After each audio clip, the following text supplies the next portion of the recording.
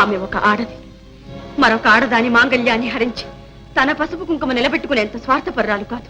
నేను ఈ పాపం భరించలేదు. ఇంతేనా మీరు కోరుకునేది? ఇదేనా మీ అన్నయ్యకు మీరిచ్చిన వాగ్దానాన్ని కాపాడేది? ఇలాగే నా జైలు మీరు సంతోష పెట్టేది? నన్ను చిత్రవద చేయొద్దు. ఇప్పటికైనా చెప్పండి, ఈ హత్య మీరు చేశారా? శాంతి శాంతి. వేణు వేణు, ఇక నువ్వేమీ చెప్పక్కర్లేదు, ఏమీ చెప్పక్కర్లేదు. నేను చూస్తాను. ఇంతకాలం చట్టానికి పట్టుబడకుండా తప్పించుకు తిరిగాను. కానీ ఈ రోజు ఈ రక్తపాశానికి పట్టుబడిపోయాను. నా జీవితం అంతా మృగప్రాయంగా గడిపాను. అయ్యా, ఒక్క మంచివాడి ప్రాణాలు కాపాడటానికి ఇంతమంది ఇన్ని విధాల ప్రయత్నం చేస్తున్న ఈ ప్రపంచంలో, ఇన్ని మంచి మనసులు మసలుతూ ఉన్న ఈ లోకంలో నేనుండడానికి అనర్హుణ్ణి. నేనే హత్య చేశాను, నాకు వెయ్యండి ఆ శిక్ష, నన్ను ఊసేయండి.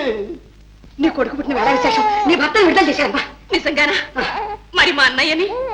మీ అన్నయ్యకి 7 సంవత్సరాలు శిక్ష చేశారమ్మా. ఎక్కడికే? బాత మాత్రం సబ్బులు వచ్చాక వస్తా ఉండు. సున్నిపిండి నువ్వు ఎవ పట్టుకుని. నన్ను క్షమించండి, నన్ను మన్నించండి. క్షమించానని ఒక్క మాట చెప్పండి. నా అంతరాత్మను రక్షించి నాలో మానవత్వం మేల్కొలిపిన నిన్ను నేను క్షమించడం అజయ?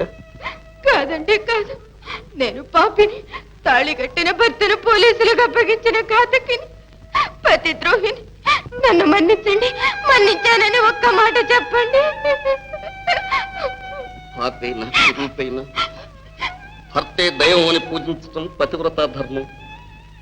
ఆ ధర్మం ఉన్నంత కాలం ప్రపంచంలో పతివ్రతలే ఉంటారు కానీ మంచి భర్తలు ఉండటానికి అవకాశం లేదు.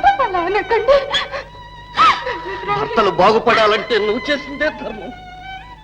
ఇది నాలాంటి భర్తలకు, వాళ్ళు చేసిన అన్యాయాలను సహించి పడి ఉండే భార్యలకు కనువిప్పు.